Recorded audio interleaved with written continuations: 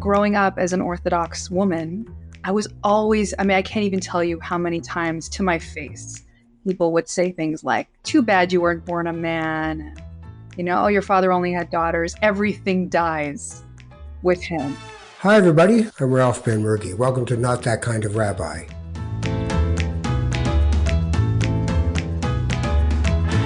To be clear, I'm not a rabbi. But if I was a rabbi, I wouldn't be that kind of rabbi. I'm never sure what that means, but it seems to mean something. So I'm sticking with it.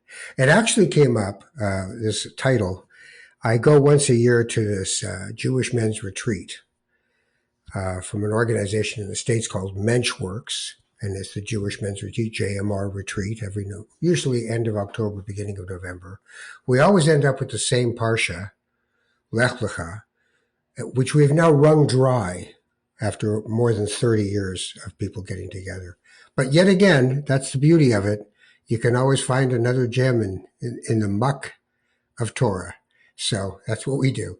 But we do a lot, and we hang out a lot. And one of the things we do is we have what we call mishpacha groups, where we get together in smaller groups where, what said in mishpacha stays in mishpacha, and we explore journeys of being Jewish.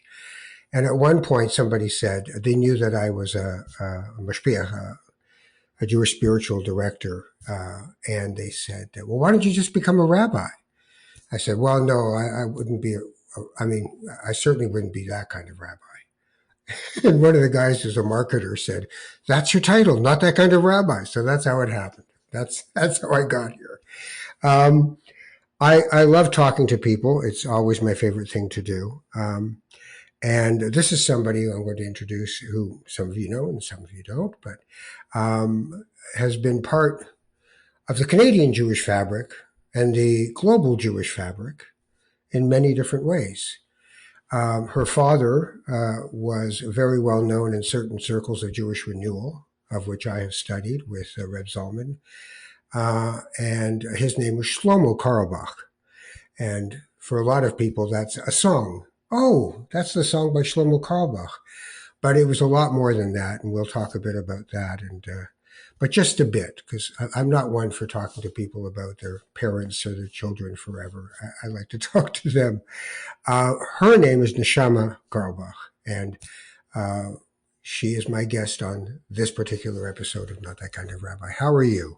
I'm great. How are you? I don't know. I don't know how I am. There's a lot of. I don't know how I am either. I'm going to say it right now. I think I just said I'm great very, very quickly. Yeah. You know what I mean? That's Sure. Do you really want to know? Yeah. Well, there's two levels of hello. Yeah. How are you? I'm fine. Yeah. Oh, I just did it, dude. I just did it. Yeah. But if it's in a relationship and you ask, how are you? And they quickly say, I'm fine. That's dangerous. Correct. That way lies misery.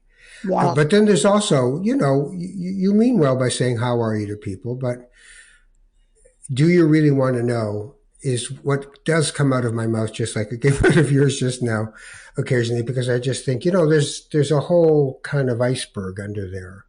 Yes. Of things. And it doesn't mean they're all bad. It just means there's a whole bunch of stuff in all of us, I think.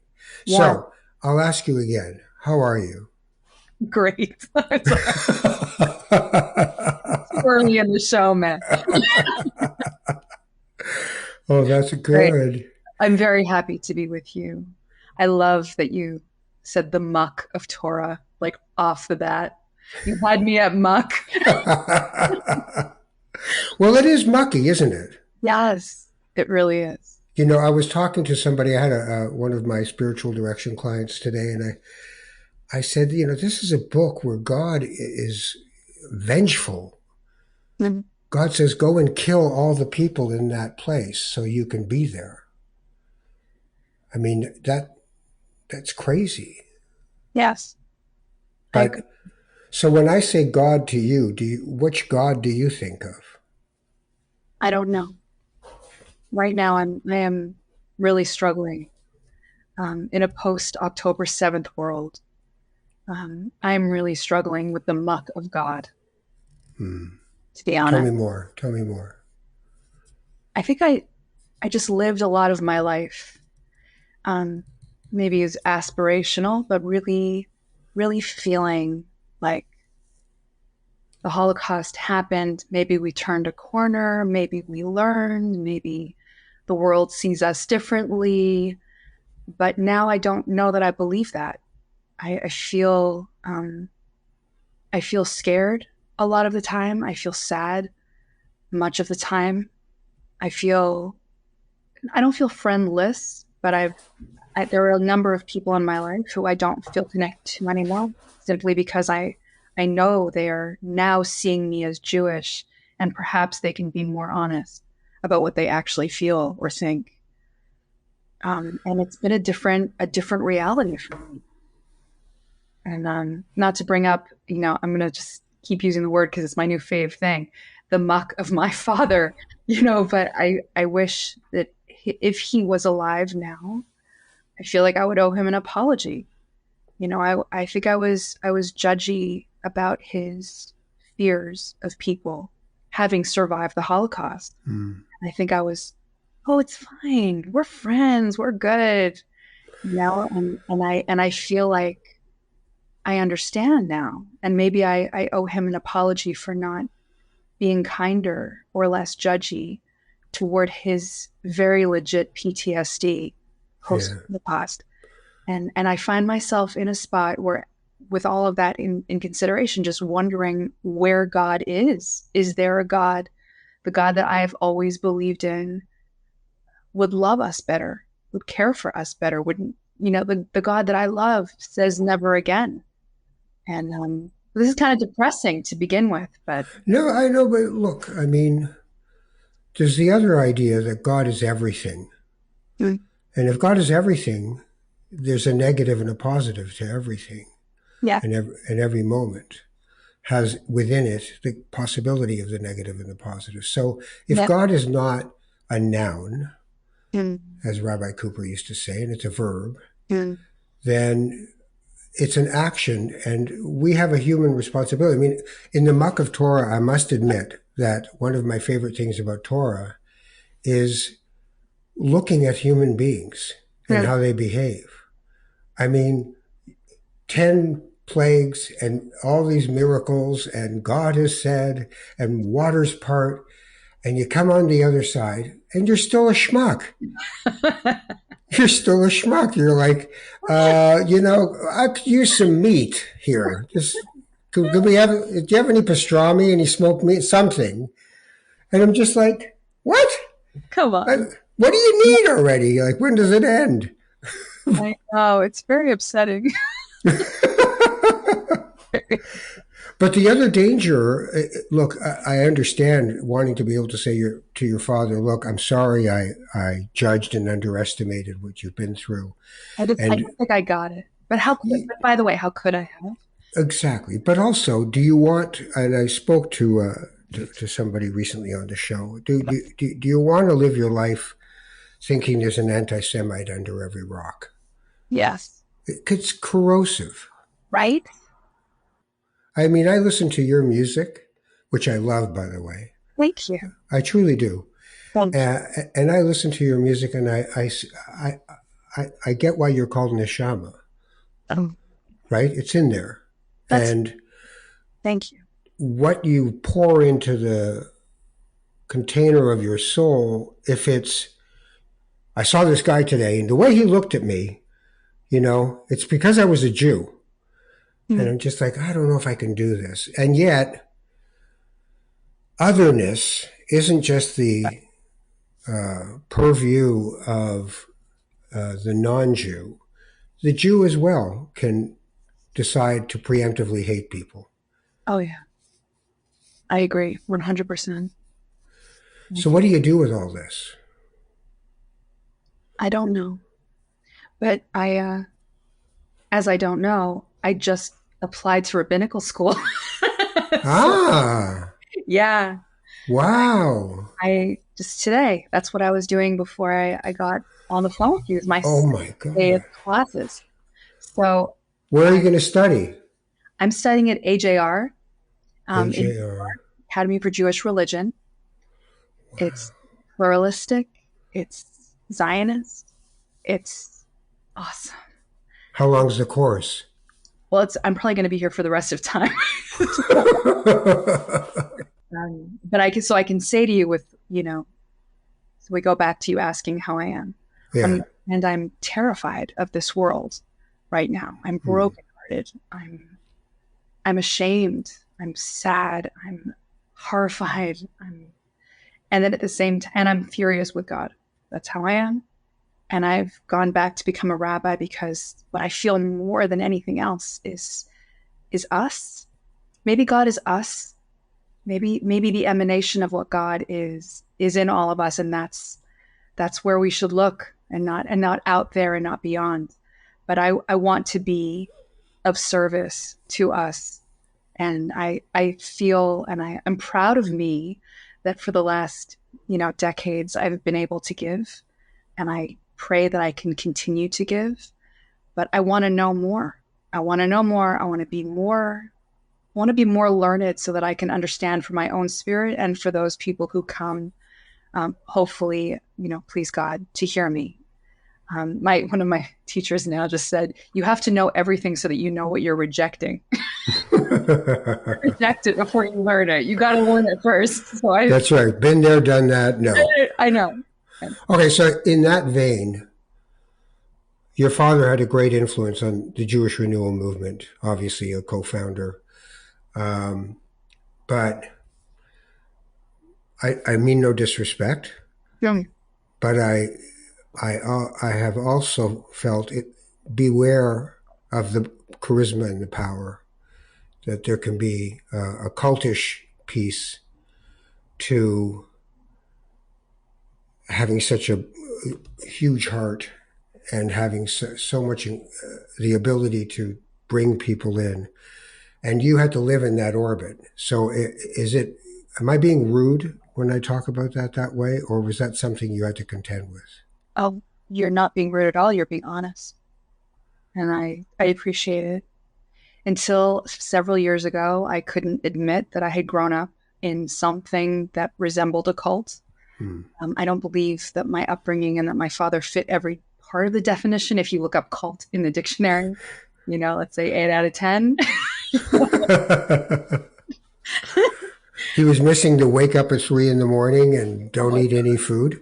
Yeah. No, he did. That was actually, he did that. He woke up at 3 and he didn't eat food and he took terrible care of himself. But he gave everything away.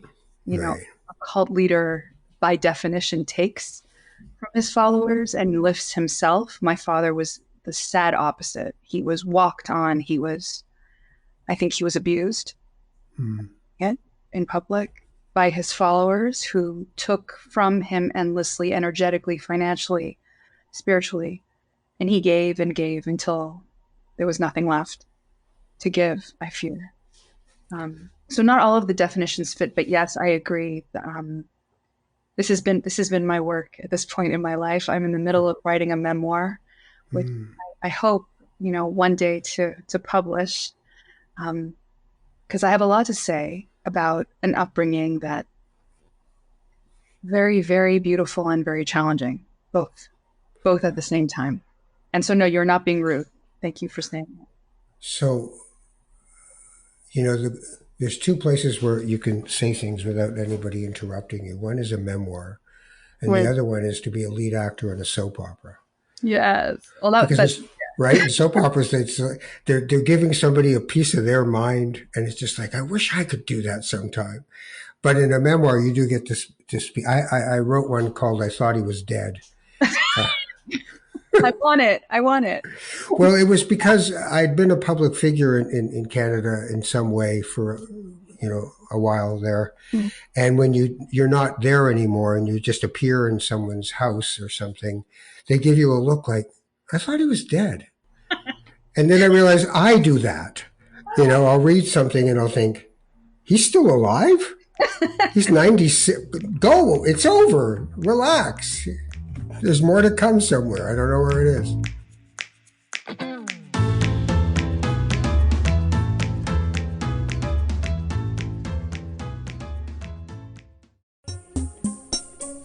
Is life really miserable for the Jews, or are we just glued to a 24-hour news cycle? Should we be worried that so many young rabbis are coming out of seminary as anti-Zionists? And what does Judaism say about polyamory? If you want answers to these questions, well, we don't have any.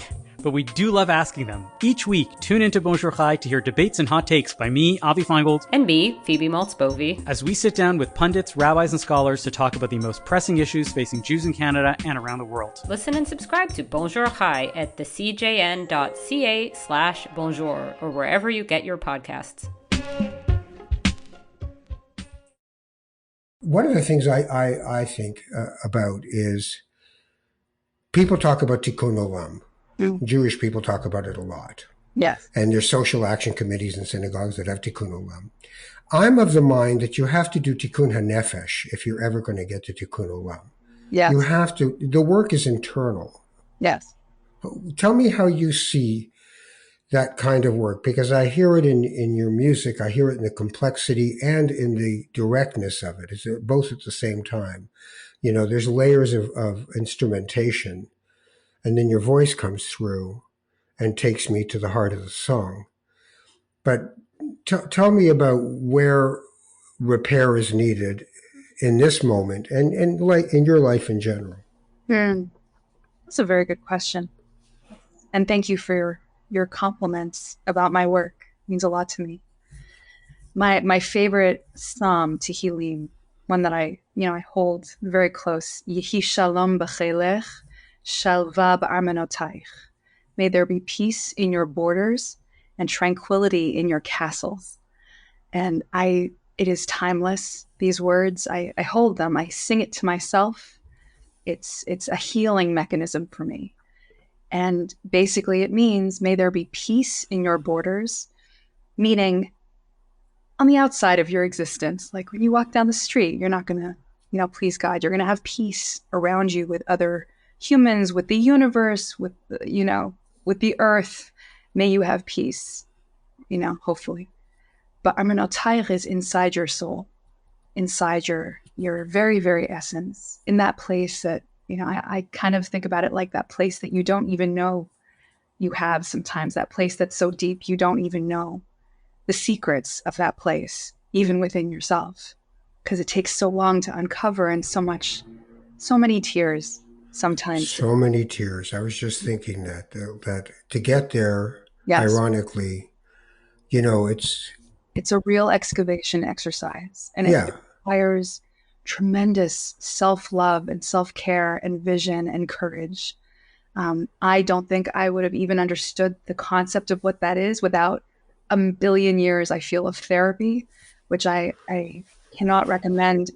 All of you out there who are listening, don't be afraid to jump into therapy. You should jump in with both arms and both legs and hold on to it, because it is absolutely one of the tools in my life that I can recommend most, has allowed me to hold all of the complexities.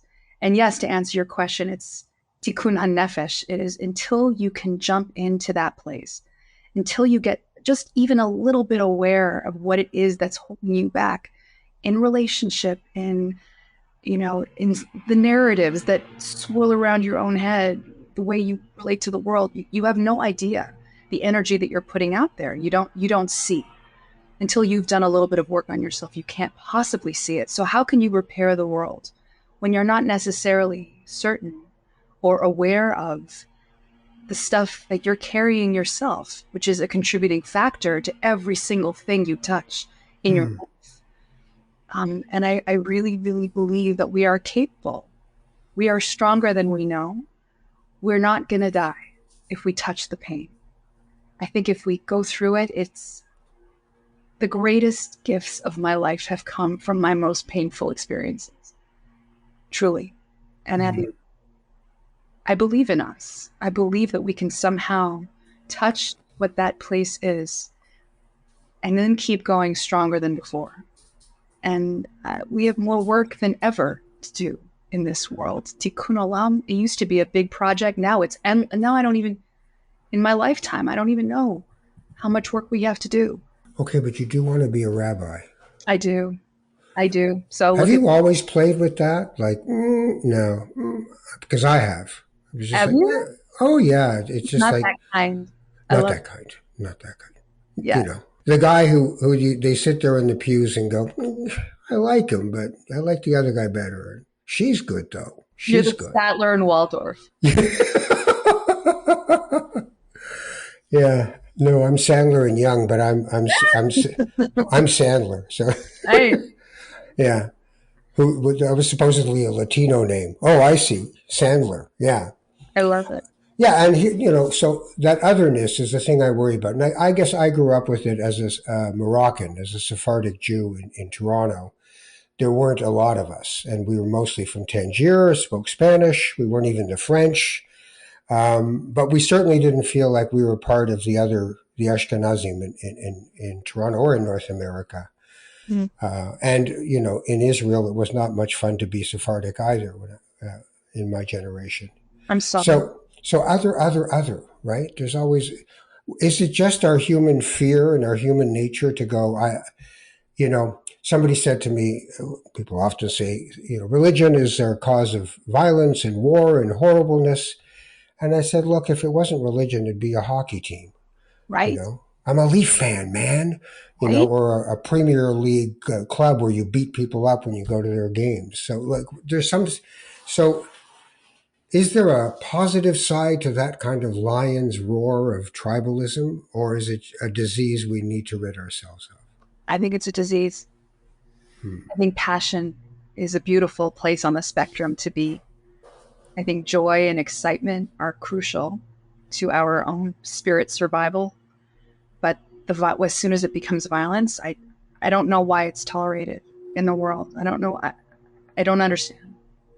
I think there should never ever be a place for violence, period. There shouldn't. Yeah, but there is, because there's also, for a lot of people, nothing left to lose. I mean, when we came to Toronto, one of the places we were living in was Regent Park. Government housing. Everybody was poor. And the only thing that separated you from the other person was your physical ability to dominate.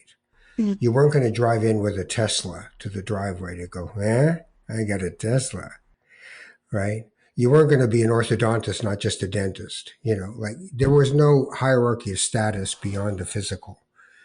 And yes, but I mean, now times 100, the poverty of some of the world, I do wonder if it's more of our inability to love each other regardless of what team we're on. And being Jewish is something I identify with and you identify with. But is it in our way to be Jewish and not just human? I'd like to believe it's not. I mean, in my life, I can only take stock of my own actions. When we walk into the season of high holidays, which we are at this moment. I don't know when you're going to air this. Yeah, around then. Yeah, we are in the month of Elul, where we're supposed to take stock. And there's no human in the world that's without mistake, without blemish, without regret. There's no question. But I don't really know where I'm going with this, but it's like we have to take stock, and I do believe with my whole heart that I've tried to make space as just for myself. I've taught my children to never judge people, to not, despite choice, race, background, we are all one. My father taught that. I taught that to my kids. I would like to believe that I'm not one of the people in the world who's making this harder, but I don't know. Maybe I am.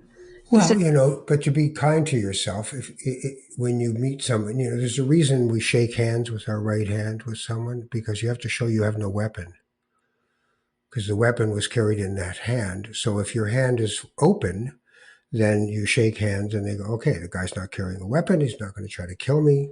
Let's have a conversation. Ralph, you're teaching me so many things on this. Yeah, and if you order smoked meat, don't order it lean or the whole restaurant laughs at you. Okay. Who eats lean? It's medium. What are you, a putz? All right, it's like that. Thank you for that. Yeah. I don't eat meat, but that's fine. I don't eat meat either. So It just occurred to me that is it not ironic that your father was known as a singing rabbi and you will be known as the singing rabbi? Is that not irony to you? Or is it fate? It doesn't feel ironic, and I hope that I graduate one of these years. Like it's a very long road ahead to actually be called a rabbi. That would be cool. I don't care what kind of rabbi, you know. Yeah. Does spelling count? Yeah. It does count. I feel very proud to be one of the rabbi. If, please God, I'm blessed to graduate and everything goes well. You're going to graduate. Thank you. I feel very, very honored and humbled and emotional that I will be a part of this great chain of divine energy. My family, I think it goes back 26 or 27 generations. Wow. And the reason that I should share, I'd love to share that the reason this is so emotional for me, growing up as an Orthodox woman, I was always, I can't even tell you how many times to my face people would say things like, too bad you weren't born a man. You know, oh, your father only had daughters. Everything dies with him. There's no value to you. You know, Oy. I mean, to my face, there was one of the pinnacle moments of my sort of evolving as a feminist. Someone introduced me by saying, you know, oh, Neshama, it's so wonderful that she's here, and you know, could you imagine what she would have done had she been born a man? And this was an amazing. I was in a synagogue, and people turned. I'm on the woman's side, so I should say that, right? I'm on the woman's side, and I'm looking around. Everyone on the man's side is like shaking their head. Yeah, can you imagine? And Shlomo's son, can you imagine if you'd had a son? And I'm looking at the women, and they're looking at me with pity, almost as though, I say this a lot, it's almost as though like, oh, too bad she wasn't born with legs, because she really could have hiked somewhere. Too bad she was born without arms. She would have been a great violinist, you know, like too bad. You know, they were looking at me with, so I thought, I have so many choices right now. Do I go up and pretend that everything's cool? Do I make a big stink? Do I say something about it? So I went up and I tried to have grace, and I delivered my Dvar Torah. And when I left shul that night, I was forever changed. Something clicked in me. This was just a few years ago. And I thought to myself, how many times in my life do I need to hear this? I think I'm done. I'm done hearing this. And so this moment of choosing this, it's not an act of defiance, because there's more love than that. And it's not about anyone but me. But I'm going to do this. And women of the world, we are going to do this. There is nothing that we cannot do. And I resent deeply this part of my life that's made me feel less than. And I'm so done with any human in this world being told that they can't or that they are less than. And so this is my rabbinate. This is where I begin my journey. And I feel really blessed that my husband is supporting me, that my children are supporting me, that I'm going to an incredible school, to an institution of love and deep learning and real relationship, where they support every part of our journeys to this place. So there's my soapbox for you. You know, every Friday you turn around, you look at the back doors, and you welcome the bride of Shabbat.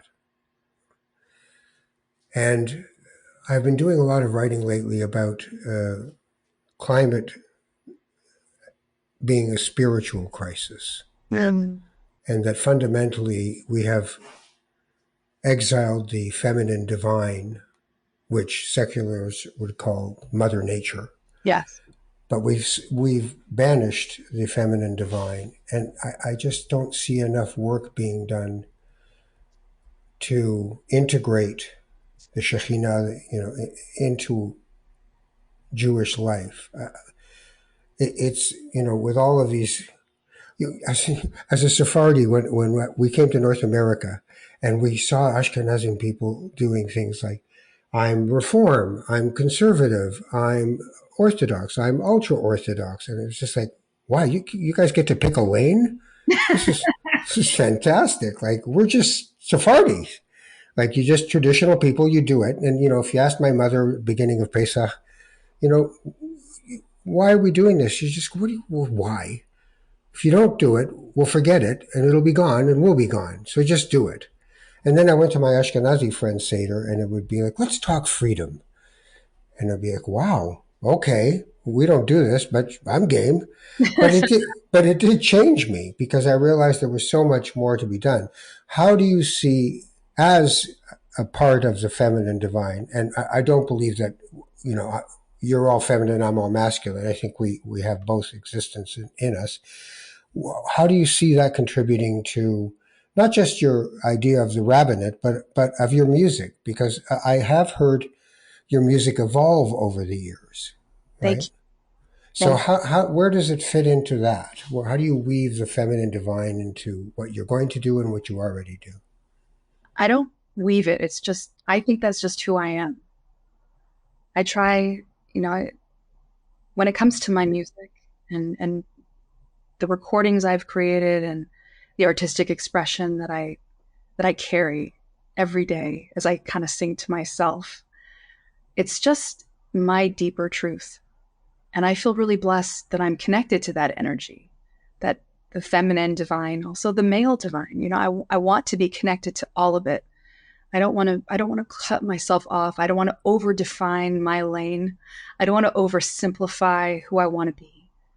I want to be present in this world and receive all the gifts that I can possibly receive and then pay them forward. I don't believe if I've ever been blessed, it's not because I'm supposed to carry it and keep it. It's because I'm supposed to pay it forward. That's what we're here for. And I see my music as that deep expression. So how does it integrate? I feel really blessed when you say to me, like, I feel it in your music, that just makes me cry.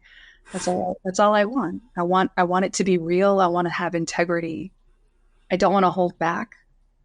I want to be a part of the revolution of healing of our planet, period. And we all need each other. And maybe there's just one person that I can help. Maybe there's more than one that I can help. I don't have any expectation. I just want to live every day as though I can. And hopefully I will. Hopefully. I mean, you're crossing a bridge, I think, when I think about it, from music and the power of words. You can use lyrics, and you do, obviously, but there's nigunim, and there's just basically Jewish scat, and then there's doing a Devar Torah, which is I do find that there's been a bit of a hole in things for me when I realized that how many rabbis are scholastically they're intimidating how much they know, but pastorally and their ability to really be there for people, they've been supplanted by the therapist. And my wife's a psychotherapist. I have nothing against therapy. But they've been supplanted by the therapist has become the priest, and the rabbi has become the functionary who makes sure everybody does the right thing and knows why they're doing it. And then occasionally you get deep insight and beautiful things.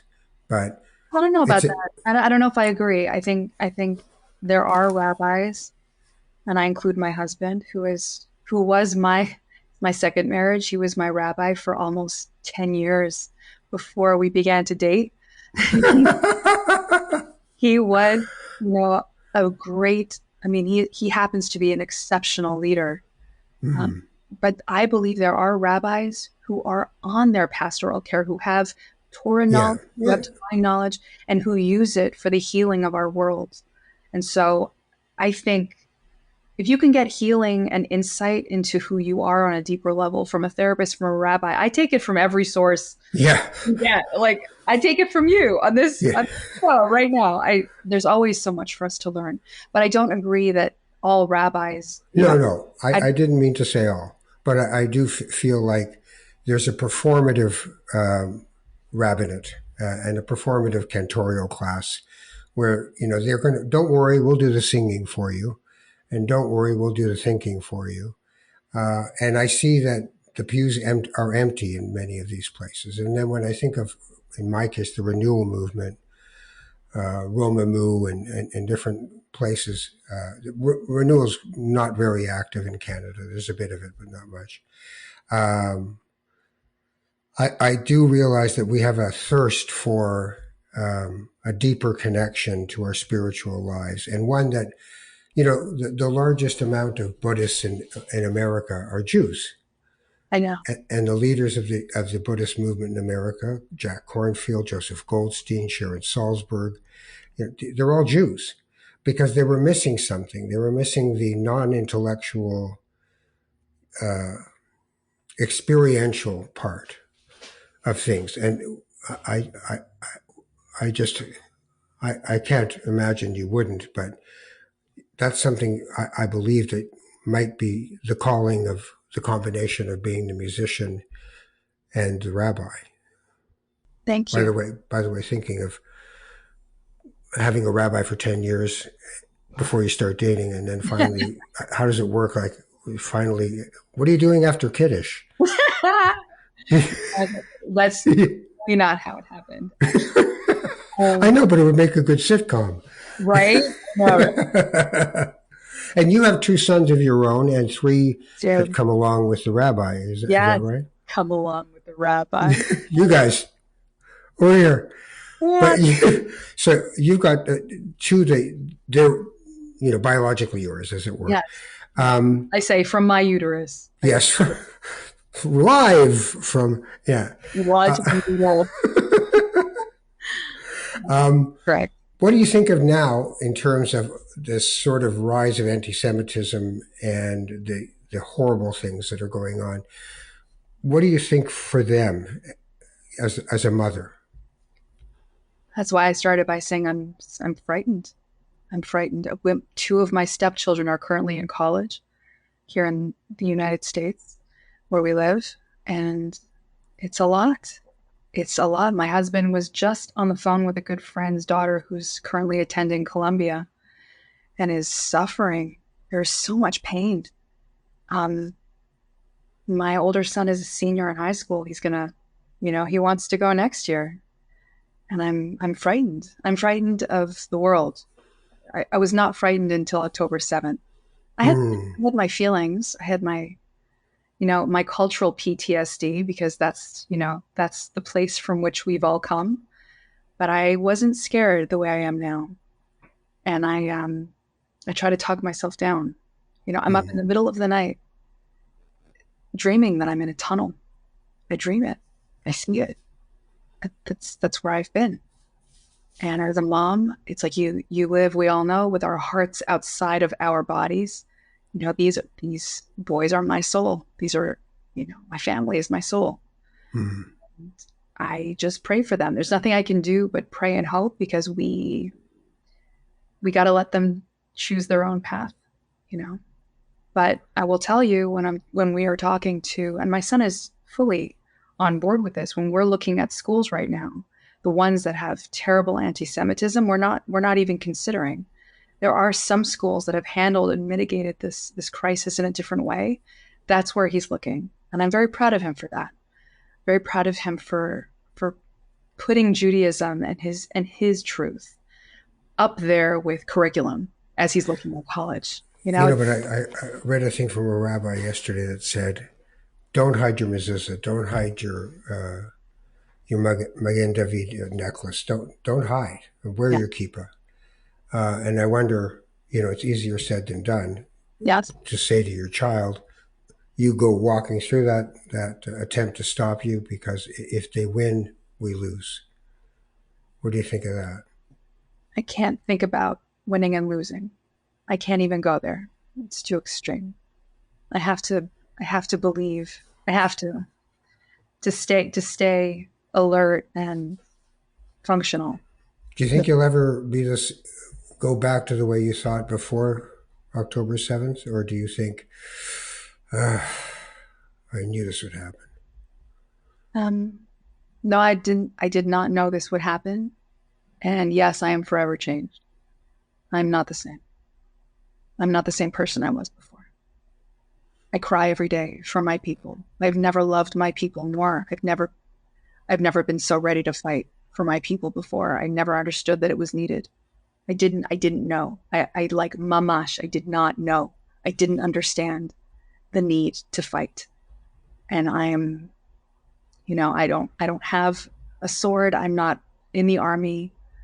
I'm praying that I am blessed to become a rabbi who fights and helps to lift our people. And this is my revolution. And yes, I am forever changed. Let's talk music. What's your latest album? Tell people how they can find you. Sure. NeshamaCarlebach.com. It's the longest name in the world. It's so long. But I don't know. Raphael Ben Mergi's not short, but okay. Yeah, but there's no chaz in yours. No. When? No, but I always used to say Ashkenazi food was always beige and started with a K. That's right. Okay? Well, right. So what's the latest album? So my most recent recording is called Believe.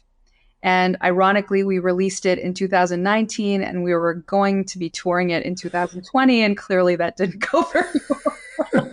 Where is everybody? What is happening? I know. That's right. It was like I had all these trips, these tours, and we were so excited. It was my first recording of original music and a whole new space for me artistically. And so that it kind of fell apart in the pandemic, although I've been singing the songs, and I'm so pleased to share that several of them won awards. The whole record won an award during the pandemic. And so it was a beautiful, small acknowledgement for me. That was my 10th recording that was out. And now at this very moment, I'm performing with my sons. This is the new place of my artistic life. That a complicated, reality for me that I have held my father my whole life. I'm so proud of my space together with my father. The relationship that he and I have had, even though he himself as a human, as a leader, is complicated. And it's true.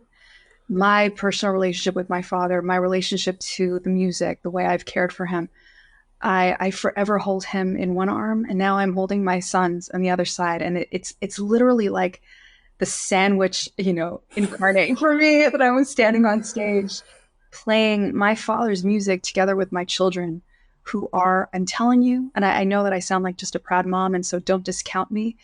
My children are more talented, more exalted than any of us who have come before.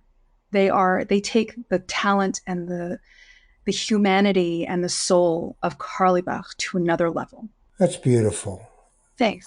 Thank you for taking some time with me, and I wish you nothing but the best with your rabbinical studies. Thank you. I wish you nothing but the best. You're awesome. And I hope you tour, even though you are in rabbinical school. Maybe you can. By the way, my schooling is mostly online. Yeah. I am booking. We are booking. I am so excited to show my children the world. So, excellent. All of you out there, give us a call. We're ready. Yeah. Come to Toronto. Wait, I know. I grew up in Toronto. I know. I know. It's not like you're going to get lost. It's just like, no, turn left here. Turn left here. It's a lot more crowded now. I'll tell you that. I got to tell you, when I see Loblaws, I get very emotional. Yeah, well, we get emotional about Loblaws for the other reason.